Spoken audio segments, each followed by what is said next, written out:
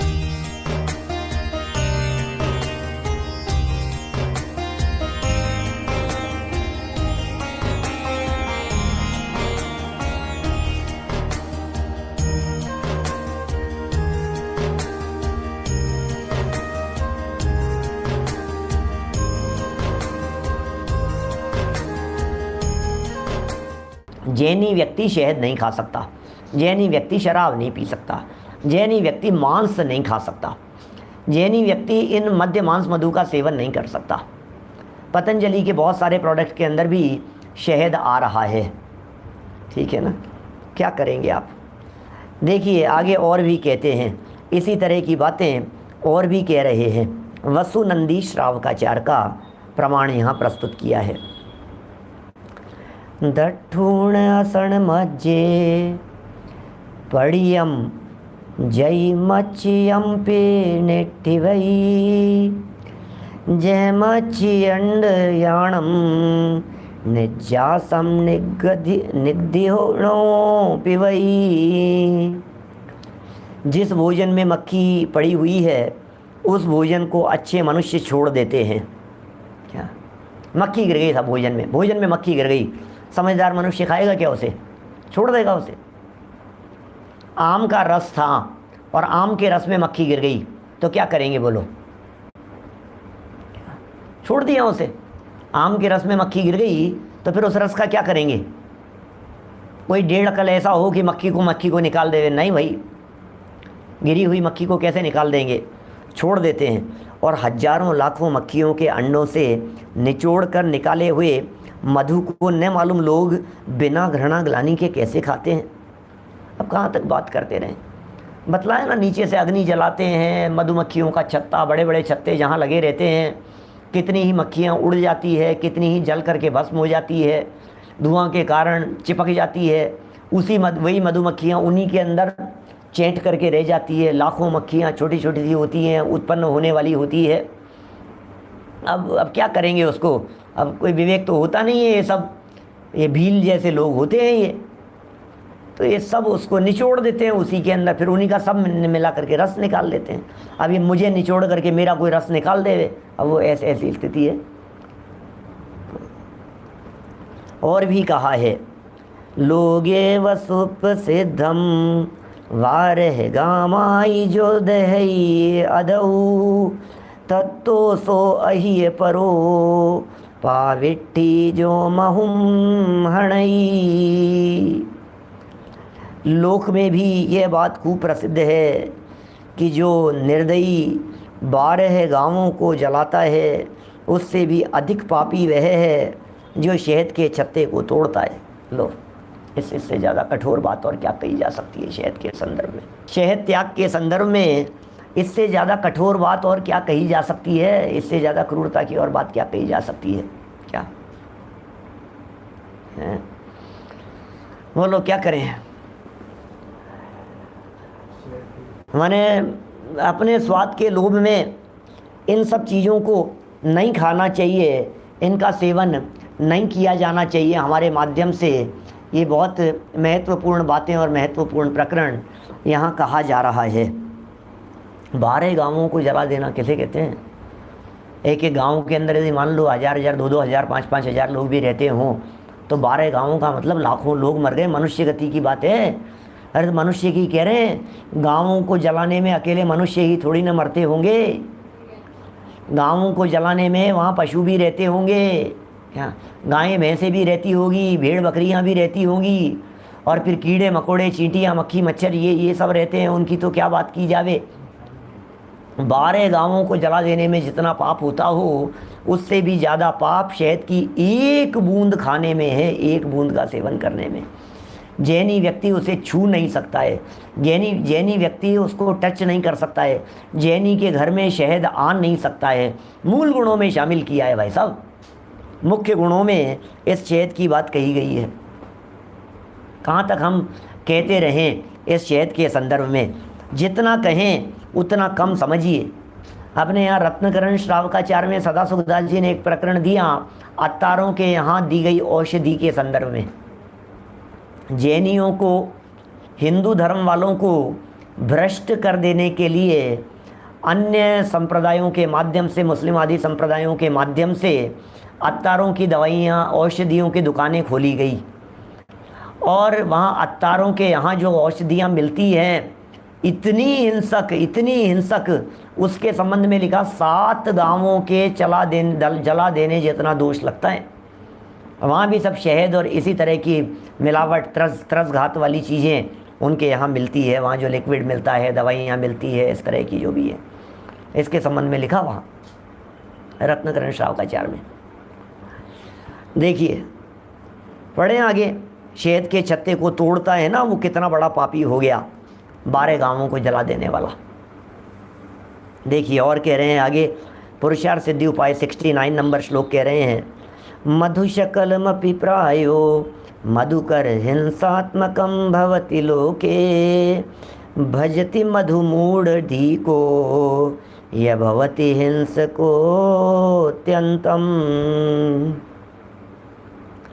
इसलिए जो मूढ़ माने मंद बुद्धि शहद को खाता है वह त्रस्त जीवों की बड़ी भारी हिंसा करता है।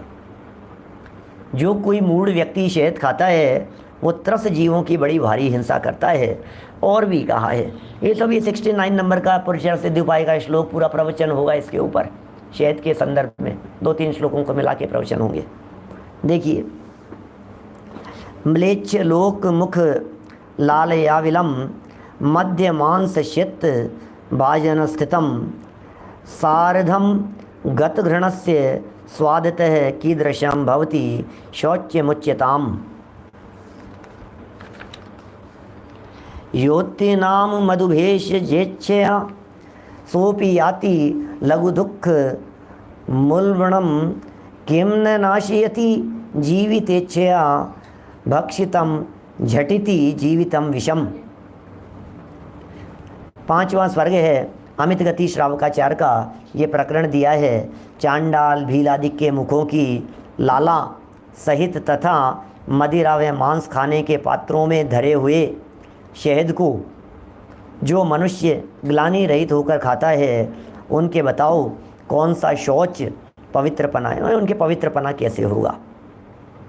माने चांडाल हैं, भील हैं, मांस मदिरा खाने वाले हैं, और वो जिन पात्रों में मांस खाते हैं, जिन बर्तनों के अंदर ये सब कार्य करते हैं, उन्हीं बर्तनों के अंदर खा रहे हैं। अब उन्हीं बर्तनों के अंदर खा रहे हैं तो फिर उनके पवित्रपना कैसे होगा। अब बातें इतनी सरल है, इन पे क्या व्याख्या की जाए, फिर व्याख्या करने में अपने को भी अच्छा नहीं लगता है, कितनी बातें करें। देखिए, जो मनुष्य औषधि के अनुपान में भी जरा सा शहद खाता है, औषधि के अनुपात में, अनुपान की जगह अनुपात भी कह सकते हो, अनुपान भी कह सकते हो, औषधि जितना सा दवाई के लिए शहद खाता है, वह भी परलोक में घोर दुख पाता है। क्या जीवन के लिए खाया हुआ जहर झटपट जीवन को नष्ट नहीं करता। ये कितनी सुंदर शब्दावली है। जिंदा रहने के लिए शहद खा रहे हैं, जिंदा रहने के लिए शहद खा रहे हैं। तो जिंदा रहने के लिए शहद खा रहे हैं तो झटपट जीवन को नष्ट नहीं करता है क्या? नष्ट कर देगा जीवन को। देखिए, जैनेतर शास्त्रों में मधु का निषेध, महाभारत, नागपटल, शंख स्मृति, मनुस्मृति, इन सब ग्रंथों के प्रमाण प्रस्तुत कर रहे हैं। अन्य मत के ग्रंथों के प्रमाण यहाँ पढ़ रहे हैं। कुल मिलाकर के अपना लोटा छान करके पीने वाली बातें हैं जी, और क्या कहें। विवेक जागृत रखने से धर्म पालन होगा। अब ये ऐसा विवेक पालन इसलिए भी ज़रूरी है क्योंकि मैंने देखा है कई घरों में, जैन परिवारों की बात करता हूँ, खुद तो नहीं खाते, बच्चे को खिला देते हैं। अब ये बातें उन लोगों के लिए हैं, घर परिवार के लिए जानने के लिए, कम से कम एक बार समझ तो लेवे, एक बार दिमाग में बैठ तो जाए ये बात कि हम लोगों के छूने योग्य चीज़ नहीं है। माने ये हर पीढ़ी के अंदर कम से कम ये बात पढ़ने योग्य है। कमल जी बोरा साहब, हर पीढ़ी के अंदर, जिग्नेश भाई, हर पीढ़ी के लोगों को एक बार तो कम से कम ये शहद आदि के संदर्भ में इस तरह की बातें पढ़ना, सुनना और जानना योग्य हैं। प्रमोद जी भाई साहब, यदि ये बातें नहीं बतलाएंगे हम आगामी पीढ़ी को, नई पीढ़ी को यदि नहीं पहुंचाएंगे तो पता नहीं, अरे हमें तो पता ही नहीं था, अरे हमें तो मालूम ही नहीं था। अभी पंचउदंबर फलों की चर्चा आएगी ना तो कई चीज़ें आने लग गई है, ऐसी अंजीर वगैरह कई, जो अरे हमें तो पता ही नहीं था, क्या बात कर रहे हो आप, मुझे तो मालूम ही नहीं था। तो मालूम क्यों नहीं था? अज्ञानता कोई बचाव नहीं होती है, ये समझ लीजिए आप। बच्चों को दवाई में दे देंगे, अब ठीक है बच्चा ही तो है, बच्चे में क्या हो गया, अब आप इतना भी मत करो, बैद जी ने कही है वो ज़्यादा असर करेगा, चाशनी से ज़्यादा शहद असर करेगा, कोई बात नहीं आप तो दे दो, बच्चे को दे दो। अरे बच्चे को दे दो, क्या बात कर रहे हो आप? 8 साल की उम्र तक आपने बच्चे का त्याग कराया था। जिस दिन मंदिर लेकर के गए थे 40-45 दिन में, उस दिन आपने मद्य मांस मधु का त्याग कराया था। कान में नमोकार मंत्र सुना करके भगवान के सामने, जिनेंद्र देव के सामने हर साल याद कराइए उसे। मैं तो ये भी कहता हूँ, मैंने अभी जो 2-4 दिन पहले आपसे बात कही थी इस तरह की, जन्मदिन मनाने के तरीके के संदर्भ में, हर साल जन्मदिन उस दिन मनाइए जिस दिन उसको पहली बार मंदिर ले गए हों, और हर साल उसे उस प्रतिज्ञा का वापस, क्या कहेंगे उसे, रिमेंबर कराइए, उसे वापस याद कराइए कि बेटा ये प्रतिज्ञा ली है। हर साल ये प्रतिज्ञा याद होनी चाहिए, हर साल ये प्रतिज्ञा लेनी चाहिए, हर साल दिमाग के अंदर ये प्रतिज्ञा दोहराई जानी चाहिए। बर्थडे का दिन माने अपने जैनत्व के लिए ली गई प्रतिज्ञाएं, जैन शासन की या जैनत्व की सुरक्षा के लिए ली गई प्रतिज्ञाओं के निर्वाह के लिए बारंबार विचार करना, इसका नाम है हमारा जन्मदिन। जन्मदिन क्या चीज़ है? ये जन्म हुआ था हमारा मद्य मांस मधु के सेवन के लिए जन्म नहीं हुआ है, इसका त्याग करने के लिए हुआ है। हमने त्याग किया है। हर साल याद कीजिए, हर बर्थडे को याद कीजिए आप, हर बर्थडे को बच्चे को याद दिलाइए। 3 साल का हो गया बच्चा, उससे पहले तो समझता नहीं था, 2 साल का था, 3 साल का हो गया, 3 साल का हो गया उसे याद दिलाओ, 4 साल का हो गया फिर उसे याद दिलाओ, बेटा तुझे ध्यान है ना बर्थडे के दिन अपन ने प्रतिज्ञा ली थी पिछले साल, याद है तुझे? अरे मेरे ध्यान नहीं है, कोई बात नहीं, अब याद रखना। अगले साल फिर बर्थडे के दिन याद कराओ, 5 वर्ष का हो गया, अगले साल 6 साल का हो गया, फिर उसे याद दिलाओ, बेटा मद्य मांस मधु का त्याग है, पंचोदंबर फलों का त्याग है अपना, अपन जैन है। 6 वर्ष का हो गया, फिर उसे याद दिलाओ, बेटा प्रतिज्ञा ली थी, ध्यान है ना तुझे? 7 साल का हो गया, फिर याद दिलाओ, 8 साल का हो गया, फिर याद दिलाओ, तब जाकर के बर्थडे मनेगी और जीवन भर के लिए त्याग निभेगा। भूल जाएगा, कौन निभाएगा उसे? कैसे जैनत्व कायम रहेगा आगामी पीढ़ियों में यदि इन बातों को आगे ट्रांसफ़र नहीं किया गया तो? आगे नहीं बताएंगे तो कैसे चलेगा? क्या ओजस को भी बताने की ज़रूरत है क्या? बराबर बच्चों में तो है ही नहीं, हमारे घर के बच्चों में तो सब जगह तो इस तरह की बातें। लेकिन फिर भी अब मतलब कितना भी आप ये कहिए, क्या कितना भी ये सोचिए हमारे घर में नहीं है, हमारे घर तो अच्छा है, हमारे तो अच्छे संस्कार हैं, अरे सारे संस्कार सब ताक में धर दिए जाते हैं। क्योंकि आपने संस्कार कितने समय के लिए दिए? बच्चा नरेंद्र जी भाई साहब बाकलीवाल जी, आपके बच्चे पोते छोटे छोटे से आपके समागम में कितने समय रहते हैं और स्कूल में यार दोस्तों के समागम में कितने समय रहते हैं? 8 घंटे स्कूल में जाकर के उनके समागम में रहते हैं, उनके संस्कार पढ़ेंगे कि 8 मिनट हमारे पास में बैठे हैं उसके संस्कार पढ़ेंगे? संजय जी विदिशा साहब बोलो। 8 घंटे जहाँ जाकर के बैठे हैं संस्कार तो वहाँ के पढ़ेंगे ना, हम क्या कर लेंगे? नहीं हमारे तो अच्छे संस्कार है, हमारे बच्चे तो भाई साहब बहुत अच्छे संस्कार हैं, दे लो तुम अच्छे संस्कार, क्या करोगे तुम?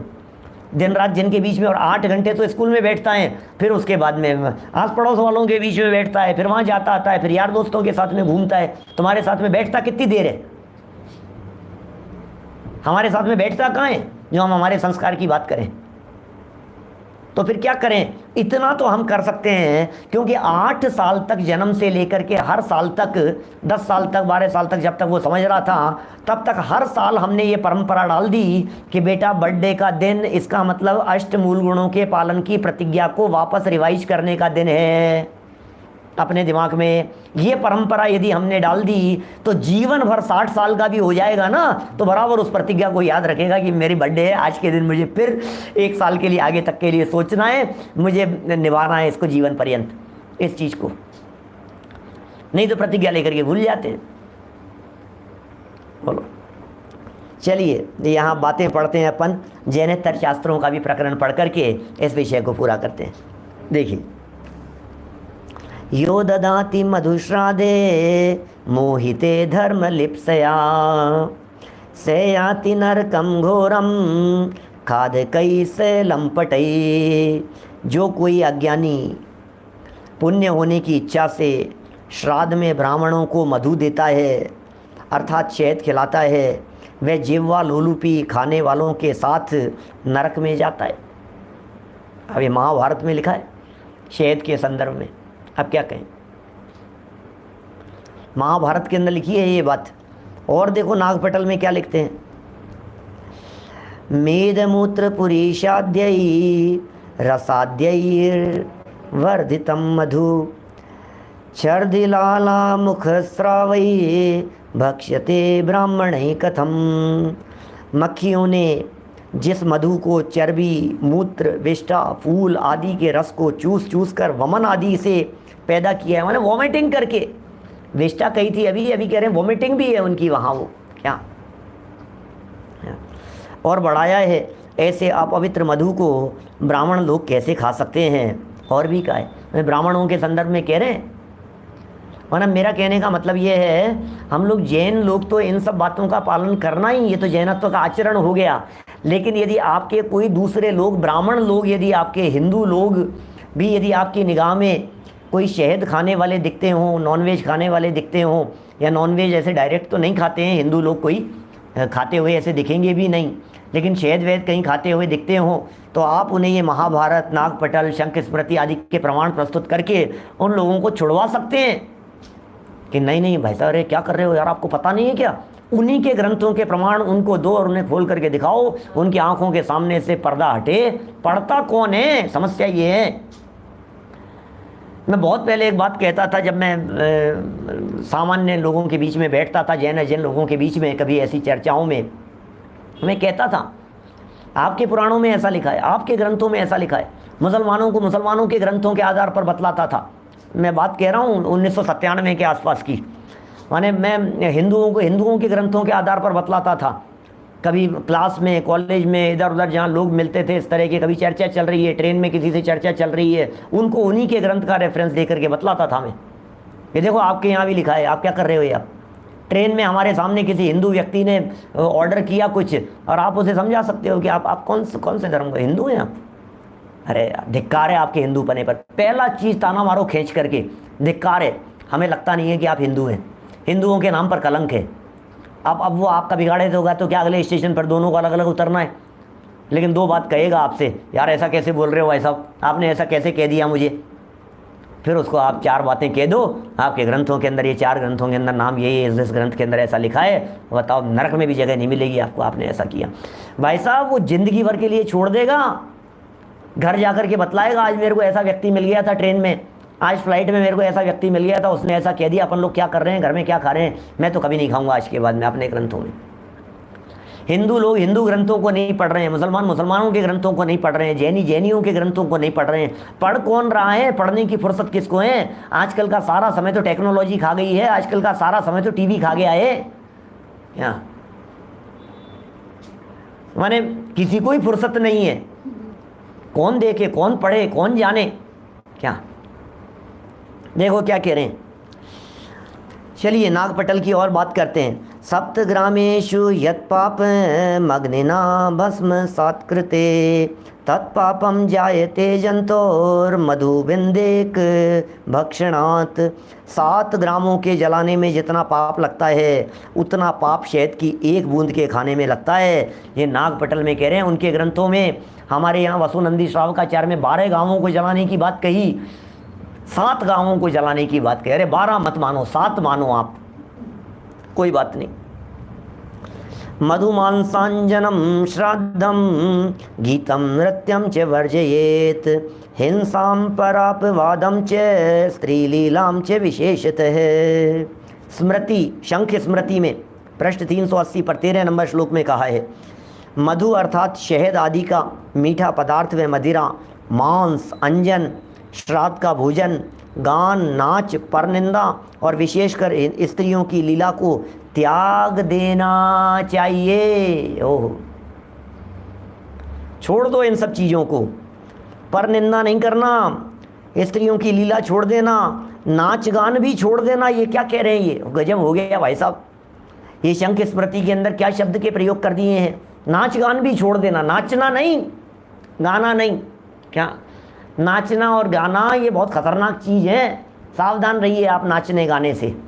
क्या, चलिए और पढ़ लेते हैं, एक श्लोक और है, और भी कहा है, कहाँ तक बात कह रहे हैं। मतलब ये जो शब्द अभी दिए ना, मांस, अंजन, श्राद्ध का भोजन, पितरों को दिया गया भोजन है, वो सब निकालते हैं। हिंदू परंपराओं में ऐसा चलता है, देवी देवताओं के लिए मानते हैं इस तरह की बातें। इसी तरह का है ये अंजन शब्द का प्रयोग भी कुछ इसी तरह के अर्थों में है। श्राद्ध का भोजन हो गया और नाच गान की बातें हो गई कि साहब नाचने गाने में क्या दिक्कत है भाई साहब, आपको अब नाचने गाने में भी प्रॉब्लम है क्या? क्या क्या कह रहे हैं ये देखिए, और भी कहा है, और भी बातें कह रहे हैं।